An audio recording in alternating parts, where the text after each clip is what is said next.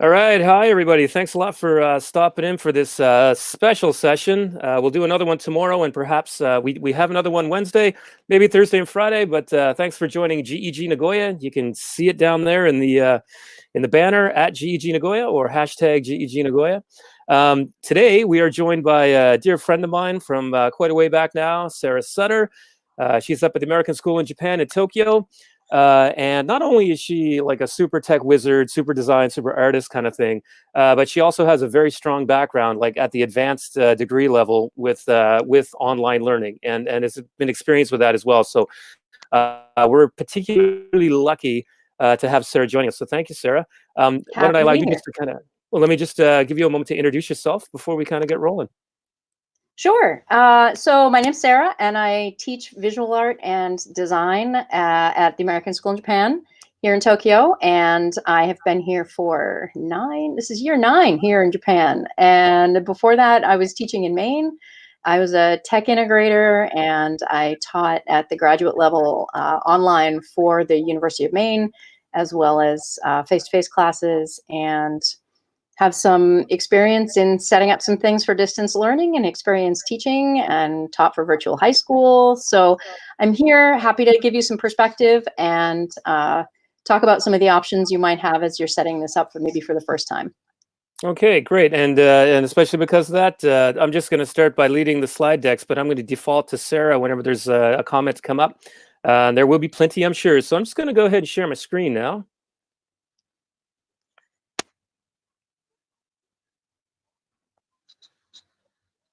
Okay, so yes, this is distance learning, e-learning, online live. It is episode 1. It's a special series. We're going to have a regular series on Wednesday where we talk about Google Docs, which we will definitely be mentioning later tonight in this broadcast. But yeah, if you want to kind of get a little bit deeper into the 8 p.m. as well. So basically, why are we here today? Obviously, because of the coronavirus, there are schools all around the world that are, planning to or already shutting down. But we want to keep the learning happening, right? So this is what we're going to focus on today. First, we'll talk about getting set up for e-learning, things like choosing your platforms, establishing norms, preparing contact, meaning contact to students, contact to parents, because you might not be set up with that. We also want to chat about envisioning your lesson structure. As Sarah and I were chatting earlier, probably not good to plan for like that regular 1 hour lesson you might normally have. So we'll talk format, length, and content, meaning, how do you use video calls and conference calls and things like that. And a big one, length to be appropriate content, and especially student accountability, right? To see that they are learning. And of course, we'll get into some examples of useful tools for learning. We will focus on Google, but we will talk about screencasting apps and any other useful apps that will inevitably come up with our chat for Sarah. So within that, Sarah, do you have anything kind of to add, or? No, I think if we sort of work through that platform and then ask questions as we go, I'll sort of chime in with some things to be thinking about with your planning, and we can go from there. Okay, great. So what we'll do is kind of stick with the slide deck so that we're kind of focused and not bouncing all over the place. So let's jump into it first, and we're going to talk about e-learning. So obviously, you want to be prepared with a plan before you do anything, right? Before you start those first lessons or whatever. So you got to think about, what are your platforms? Is your school a Google school, meaning G Suite for Education? If you're an IB school, you probably have ManageBack. Another is Power School, Blackboard, Moodle. Seesaw is a little less an LMS, learning management system, than kind of an app. But Sarah, in terms of choosing your platforms, what kind of advice would you have for people when you're doing that? I would say that particularly in this situation where you're dealing with students who haven't necessarily chosen distance learning or e-learning and may have no prior experience or scaffold into that the more you can stick with tools that they know and have used, the better off you are. I think that's across the board, not just for tools, but also for any kind of consistent practices that you have, means of communication, those kinds of things. Use what the kids have already under their belt in terms of setup and platforms. And I think that harps the point to, on the right side of your screen there. Keep it simple, right? Go with what they know. So if you're used to emailing them, then use email, maybe calendar invites, and if you're an EDU account, Google Meet, or if you're not an EDU account, Google Hangouts, or whatever else your students are used to using in terms of video calls anyway.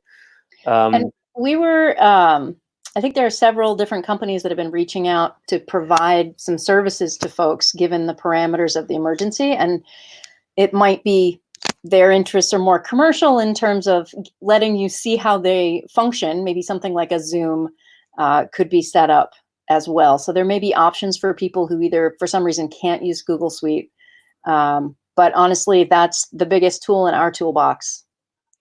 Yeah, I think most schools are Google, and I think a lot of people that if they're not at a Google school, they have a Gmail account, right? Yeah, and you're a good point about the companies there. Google right now is collecting ideas from teachers around the world, and they're going to collate them into best practices. So keep an eye out.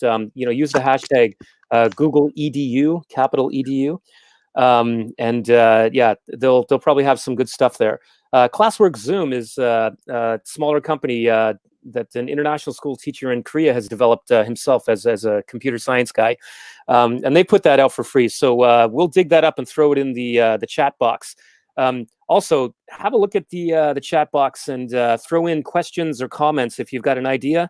We'll definitely address it. So within this too, all right, so you choose your platform, choose the ones that your students are used to, so there's less confusion.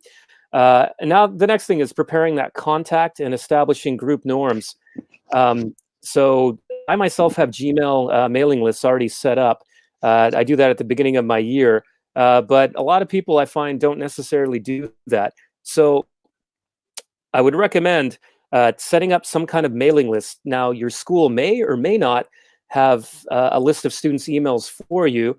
The new contact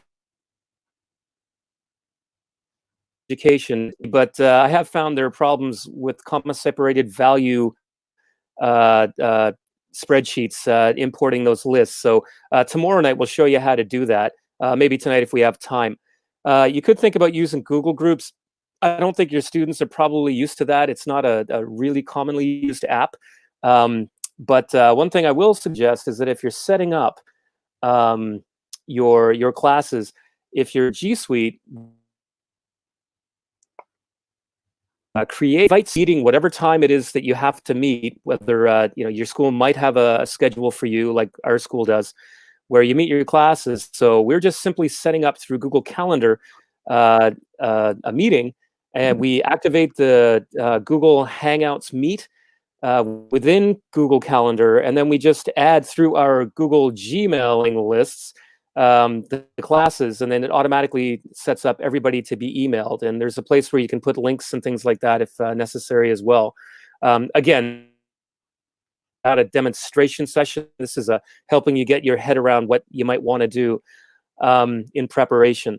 Another thing too would be establishing group norms, because when you're video conferencing or using chat rooms and things, especially the age of your kids, it can get a little bit messy. So you do want to figure out whatever your discussion norms that you have in your classroom are also the ones that you're using for being online, but with an emphasis on, hey, listen, a muted mic is a beautiful thing. Sarah, what would you add to any of that? Two things. I think one, to reinforce that that kids understand when you're doing a conference call or hangout with more than a couple of people, that earbuds are going to be necessary, that muting your mic is going to be necessary, that to get someone's attention, it may be better to do it as a visual than an audio, so that you don't interrupt just because of the way audio works online. Those kinds of things, having them set up in a place that's going to work well for them for a conference, in terms of like what folks can see in the background, what's your environment. Hopefully your school is providing some guidelines in terms of suggesting to parents that they have a workspace that is prepared such that they can participate online in that space without the dog barking and the other siblings walking through and those kinds of things. And the other thing from a tool perspective, and you mentioned using Google Calendar for scheduling. That's another facet of that, is using it to create office hours where you can have Mm. the students go in and schedule, say, 10 or 15-minute blocks for your one-on-one contact. So, in addition to whatever class time you may be having, say once a week or twice a week, depending on what your school's expectations are, you may also have a face-to-face one-on-one so that you can make sure that student, check for understanding, see where they are in their work, that kind of thing, and give feedback that's very specific, um, which you can do in so many ways. You can do it with text, you can do it with video, but if you're doing it live and in person, you're starting to ameliorate the biggest thing that can happen is the loneliness. They feel really isolated at home. And so that makes that connection more human. And then, how do you then do that for the students with each other so that the peers are maintaining that sense of community that you have in your classroom? Yeah, I think that that's an important point. On top of that, you just reminded me, like, one thing we do have to be aware of are our school privacy policies. So, Mhm. where I'm at, for example, they don't want us having these one-on-one conversations. Again, it's just a safety thing for both parties, student and teacher. Yeah. But again, check out your school child safety policy, and then see what you can, how you can go from there. And there may Um, very well be sort of age level different policies for different grade levels. I teach high school, and we're sort of in the, if there's an adults at home, then that's fine. If there's the younger kids, then the parents have to be present on the screen at the same time, those kinds of things. Yeah, and you know what? You're just reminding me of something else too. Like if we jump back up here to choosing platforms, again, depending on your school, if you're at a school where there are a number of siblings, I mean, we have Mhm. some families at my school where we've got, you know, 3 kids or even 5 kids, and they're in the PY, like the elementary, the middle, and the high school. So their parents have to support their kids at home with, a number of different platforms, which is another reason why you don't really want to go into something that your community doesn't know and they're not used to, because it's not you in the class helping them with the tool. If you've got this cool app you want to try and this is a great opportunity, it might be better to wait until we're back in April, kind of thing. True, true. All right, so let's move on to the next little bit here. So here are a few other things to think about that we've thrown into a doc at school. Um, Now we mentioned attendance and accountability, but we'll get to the attendance thing, I think, in a moment when we talk about what your class might look like for those 30 or 40 or 50 minutes. But definitely screen time. We got to keep in mind that now that all these classes are going to be online, you know, you want to think about, do you really want students online for 6 hours a day or whatever it might be? um, Again, the accountability thing we'll get into when we talk about the end of the class. How can your students demonstrate they've done their work and they are learning and it's academically honest? The amount of homework. This isn't the time to just cram a whole bunch of stuff in, obviously, because this something distance learning is something kids are not used to. And Sarah, you'd mentioned earlier, the time management. Like, we really have to support them with that, right? It definitely, and chunk things into manageable sections. And instead of having a longer term project and be like, yeah, I'll see you in a week with all of this done, that's not going to be effective for most students and their time management. So if you can chunk the things so that if you're used to seeing students every other day, have something that you expect from them every other day. Even if Mhm. it's a screenshot of progress on a digital project or a draft of a couple paragraphs. So smaller than you might normally check in with, but more consistent on an ongoing basis. And that kind of goes along with the, that point here, the bullet, weekly class layout. So what's your class going to look like? Which we'll get into some suggestions in a moment, but that would be part of it. Like if you give an assessment, for example, as a social studies teacher, individuals and societies, you know, okay, so you're going to have, this research done in 2 days, and then after that, it's okay. Now you have to have your first draft of a piece of writing or whatever the demonstration of learning might be, and then 2 days later, it's okay. Now your final, just so you're checking in every couple of days. I think that's a really important point. Definitely. Yeah. And we And there's also have to accommodate the fact that students may be traveling, they may get sick, or someone in their family may get sick over the course of the next 2 or 3 weeks. So how can you do that without having those kids that may have a couple of day break in there somewhere, don't fall so far behind that they feel like they can't catch up because there's so many things happening constantly. So having that flexibility while holding the students accountable really is going to be key. Absolutely. And I think another important point too is our students that are English as additional language learners and kids with special Mhm. education needs. Particularly, EAL kids, if you're at an international school, your parents don't necessarily speak English, right? So, Yep. we've got to set up those mechanisms where that, the kids can reach out to us and we can give them the support that their parents might not be able to give them that we normally would be able to give them in a regular class environment, right? And how can we also leverage their peers from class, both to Mm, keep them connected so that they're countermeasures for isolation, that they're leveraging them for feedback, that they are in a classroom you might have an ask three before me sort of mhm. policy. Maybe you have an FAQ doc that the kids can go to and add to, and then they can also answer their peers' questions. So they're really being empowered to be active learners and helping each other. There's lots of ways that you can leverage that. Absolutely, yeah. And just for viewers who might not know, ask three before me, right? You Oh, ask a friend, then you ask Google, right? yeah. And then what was the third one I'm missing here? Hold on. I think it asked three friends. That would be fine. Somebody Well, at the that would table work too, usually right? knows what's going on, but now it's a virtual table. So Google is Yeah, definitely one of the options. yeah. Well, and again, like any video conferencing tool, like the one we're using right now, StreamYard. I mean, it has a comment box, right? So, which I'm not noticing anything in the chat box right now. As you can see, I'm looking right now. But if you have any questions, please throw them in the chat box, folks. Um, so yeah, and then the last point there, when you're things to think about, creativity in your classes versus basics. That you want to come up with a plan that's going to work for you when you're thinking about your lessons, and again that weekly class layout kind of thing. And again, the mantra: keep it simple, right? So let's go to the next one here. Okay, so you're thinking about how am I going to put my lessons together? What should my lesson look like? Now, this is my particular model that I'm going to be using. Others in my department, I believe, are going to be pretty much doing the same thing. But there are other models because every school's got a different approach to this. So, things to think about again: format, your length, and content. So, as an example, what I'm doing is because we do have scheduled time with classes. My first 5 minutes will be seeing that everybody gets on the video call. We're using Google Hangouts Meet. Brief welcome. Hi, everyone. How you doing? Are you hanging in there? Getting a chance to maybe see each other online or in person. Mhm. I'll take my attendance. And again, I'll do that with a conference call. Now, within that welcome, there's also, okay, this is what you're going to do today. And I'm going to explain the main lesson.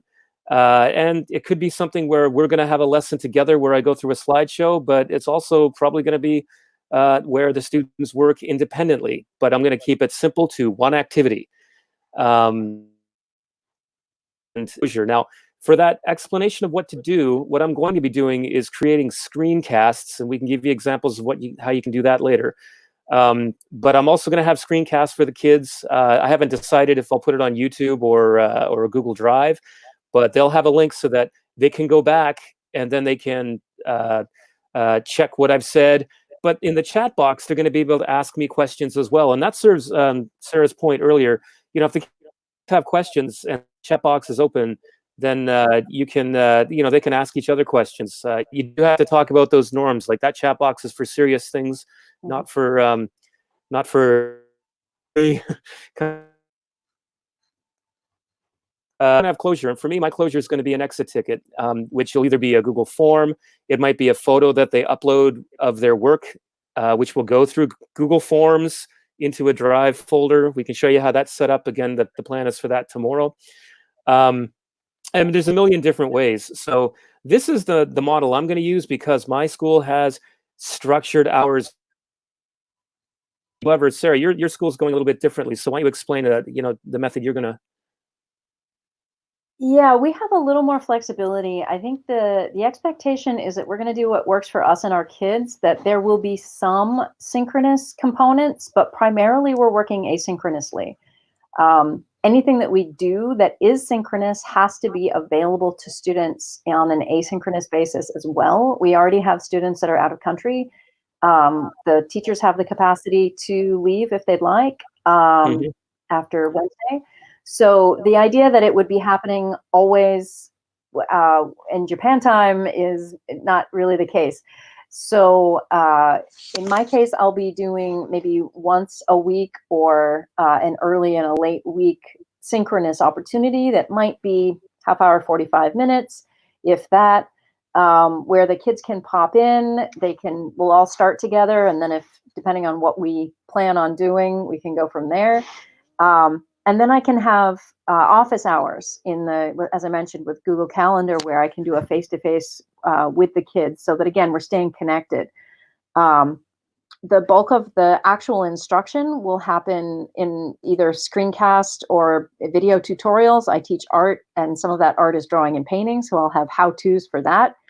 The kids were able to, on Friday, take home little kits with watercolors, brushes, paper, their sketchbooks, the drawing project that they're currently finishing up.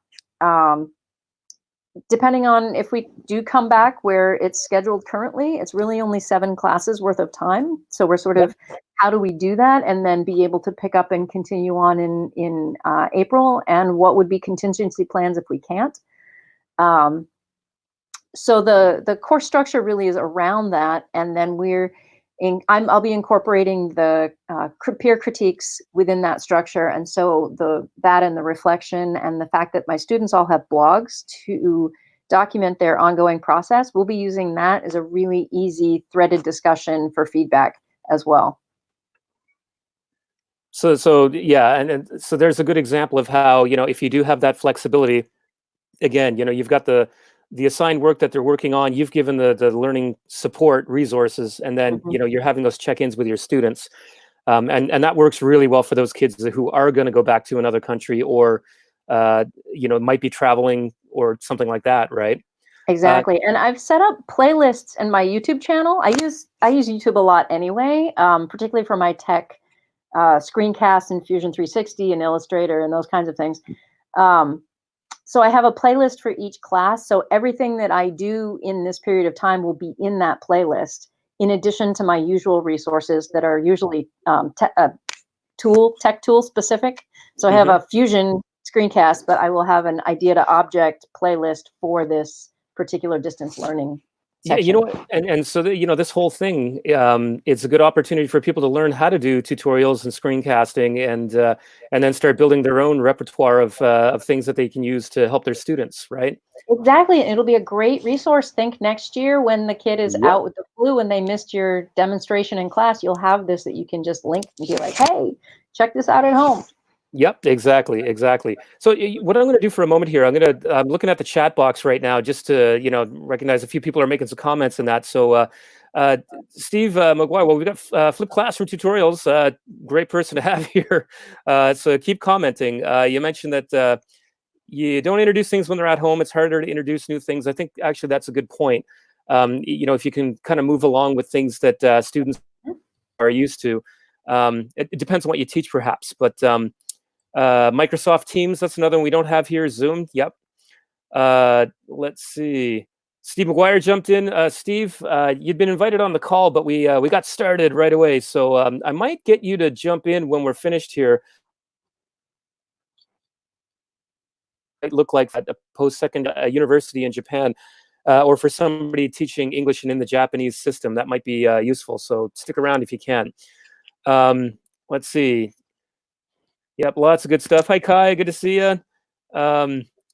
G Suite's being used even in the elementary school at Kai's school down in Kobe. And there's going to be Seesaw used as well. So maybe we can get a bit of a chat. Maybe if Kai, you can make another comment on Seesaw. Let's see. Appointment blocks. That's in Google Calendar. We can teach you probably tomorrow how to do that. One person, James, has mentioned tech illiterate parents can somehow navigate Line. Yeah, Line is a little bit different. It is that social network. I don't even know if at my school in particular, we'd be allowed to do that. Again, I think it goes back to sticking with what the kids in the very least know. Like if parents don't know, Sarah, what do you think about that? Yeah, I think there are usually some sort of school level policies around what tools to use. And I think the idea of using the things that the kids are used to, and hopefully you already have a system set up for communicating with parents, whatever that is. In our case, we have Edsby as sort of our back-end assessment documentation that the parents already have access to.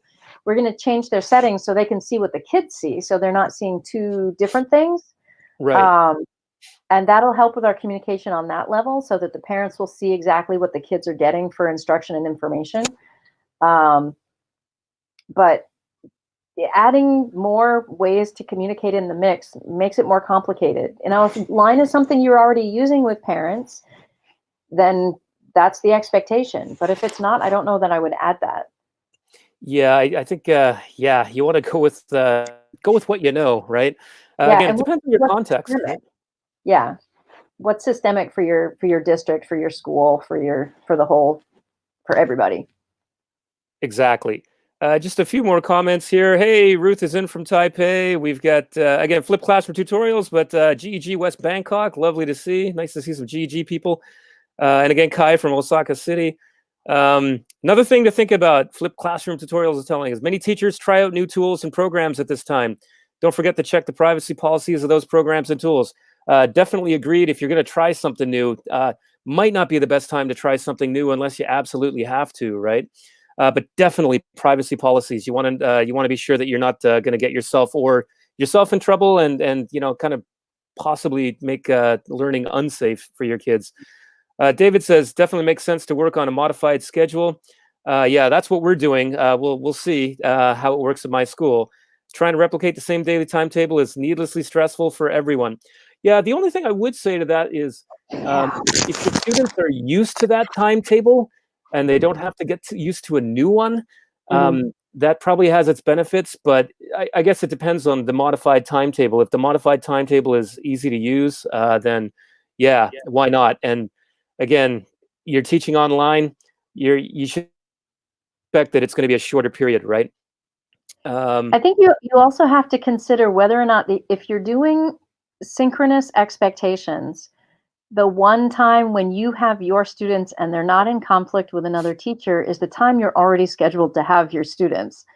So on some level, it makes sense that even if I'm only going to have a synchronous experience with the whole class once a week, that I aim for one of those periods that I would have had that class so that I'm not going to then be in conflict with one of the other classes that they might have.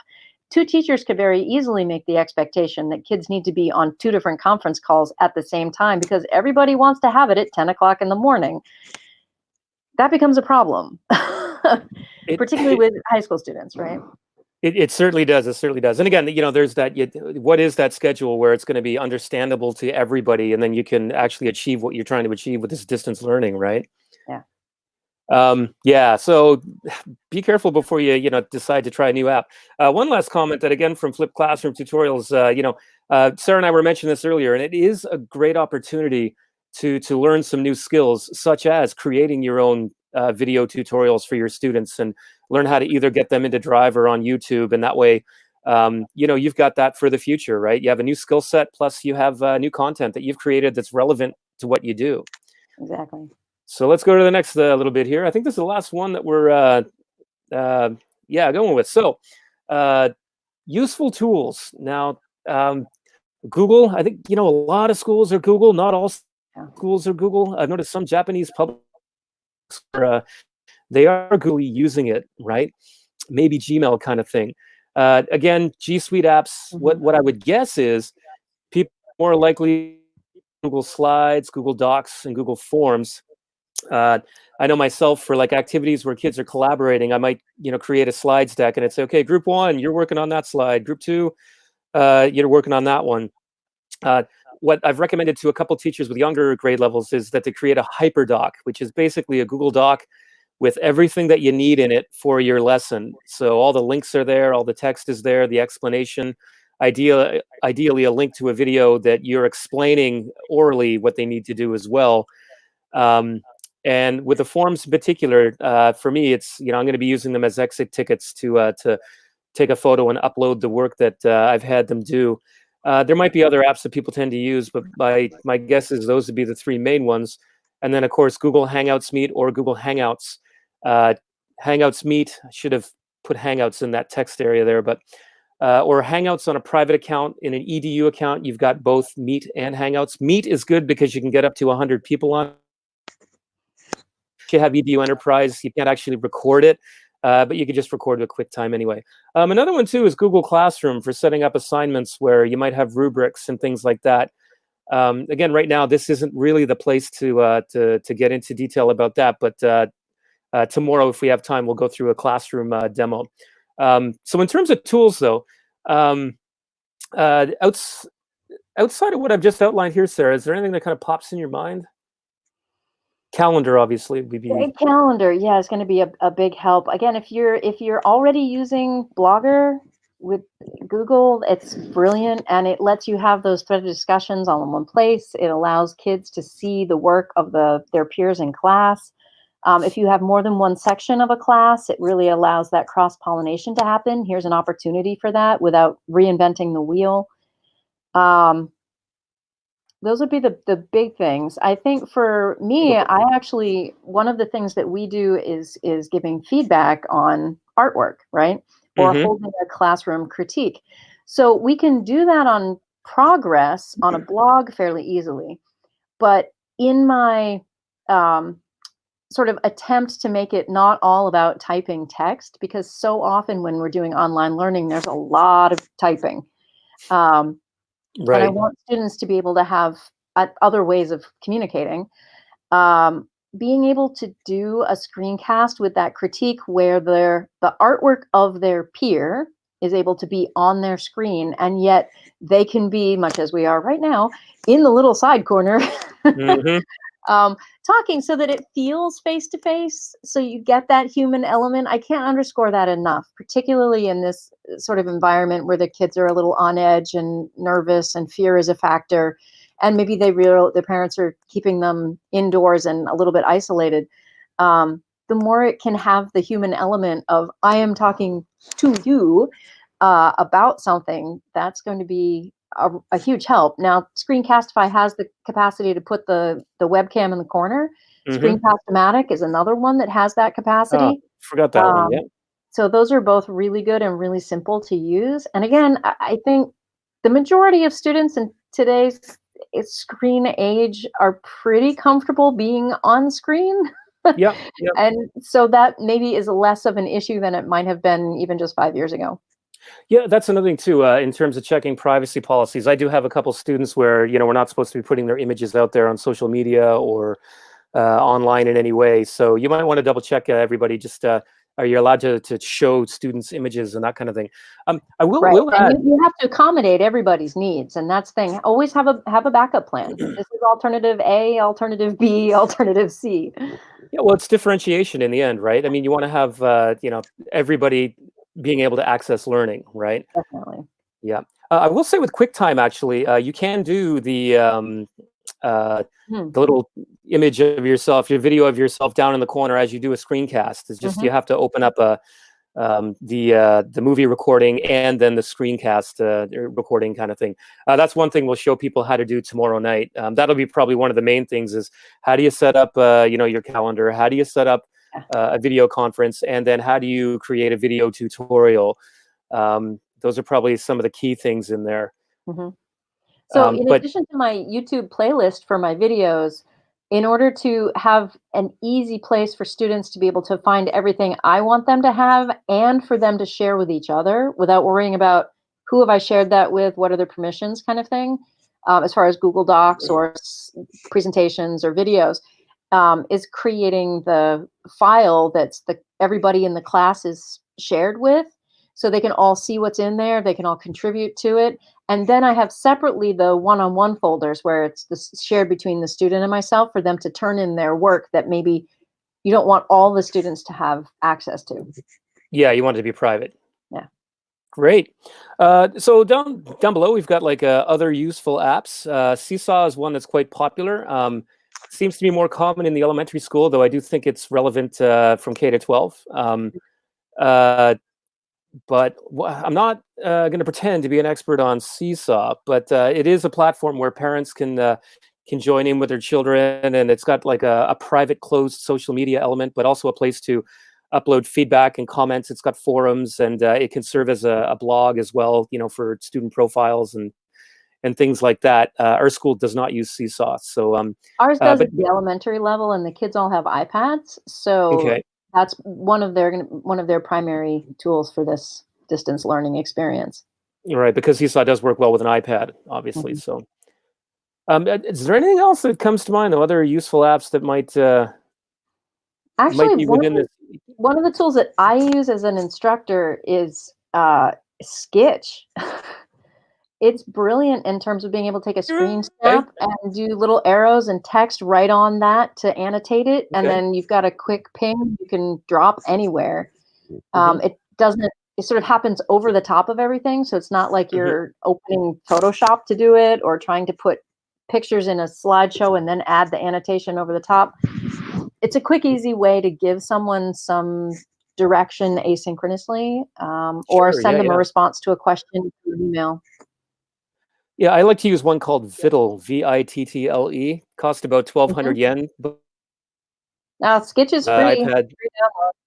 Well, I'll give it a Mhm. look. I had Vittle for quite a while now, so just yeah, you know how it goes. Yeah. Everybody has So those little things that just continue to work forever and ever. those are on. I'm gonna go in when we're finished here, and I'm gonna notice I've been taking and make a few little updates for people to refer back to. This slide deck obviously is public domain, so feel free to make a copy and modify if you have to present to your colleagues. If you are at school, all as faculty, but kids are not. And some of the ideas I got here, a lot of them are actually.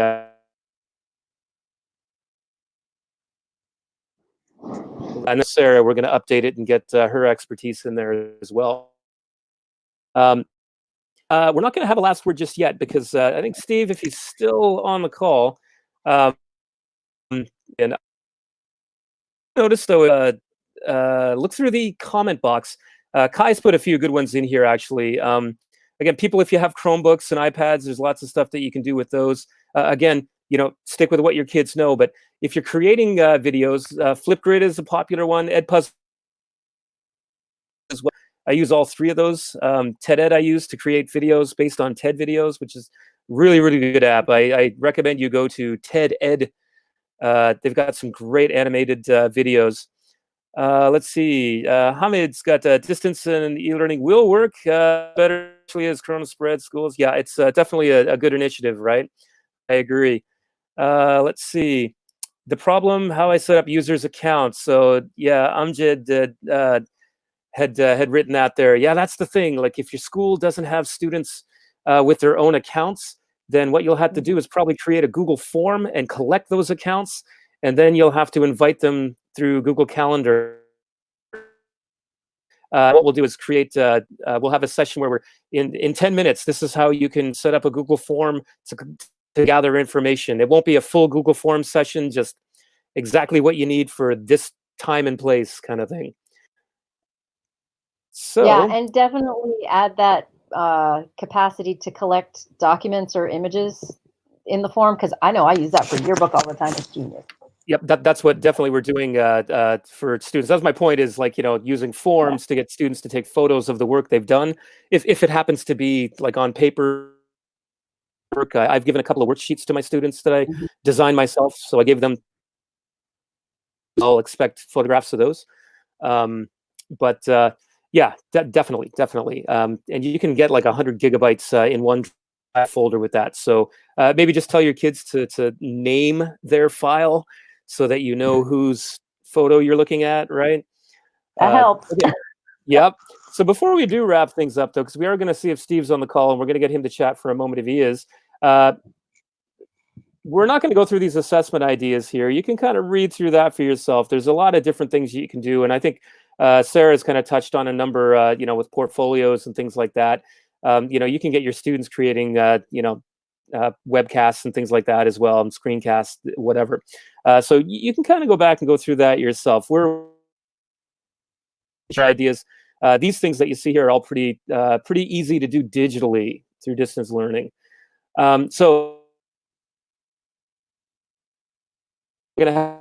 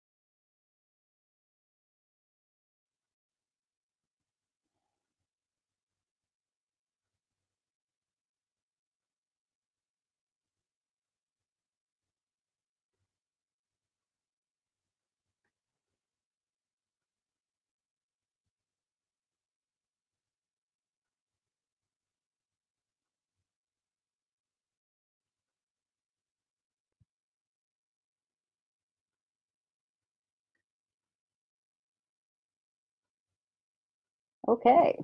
So I'm not sure if Nate's still there and I've dropped out, or if I'm still here and Nate's dropped out.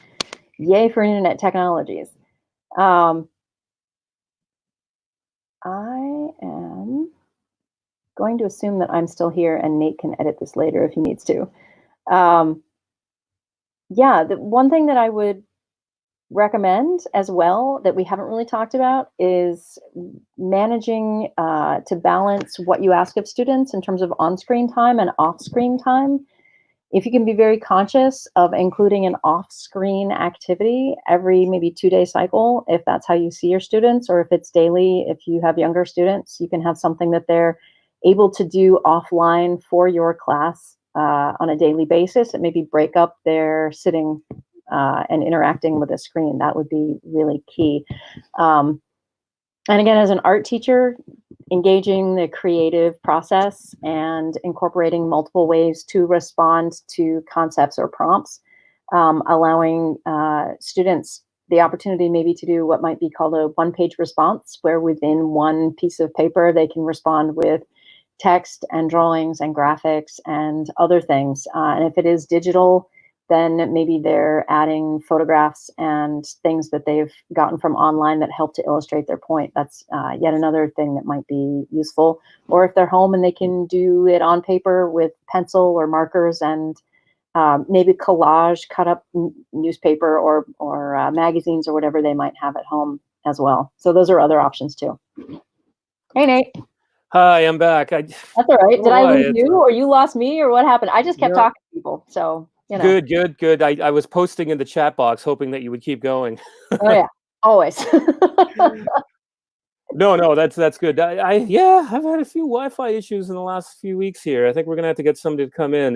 You know, we've unplugged the router and all that, but maybe we'll have to do this from school tomorrow night. So I don't see Steve in the chat at the moment. So I don't. Yeah, I imagine he's had to go. So, Sarah, I'd love to give you the last word. So before we do, just like to say, everybody, you can grab us at GEG Nagoya on Twitter or hashtag GEG Nagoya, gegnagoya.com. We're going to be doing this throughout the course of the week just to give people tips and tricks. Definitely until Wednesday. We'll go Thursday and Friday if we feel that people have made comments and need to get a little bit more support. That's what we're here for. So, you know, best of luck with, you know, your distance learning. Last word's going to go to Sarah Sutter. Thanks for coming. It was a pleasure, Nate. And much like I don't get to see you very much anymore, this is a wonderful opportunity to make those human to human connections, even though we're not in the same room.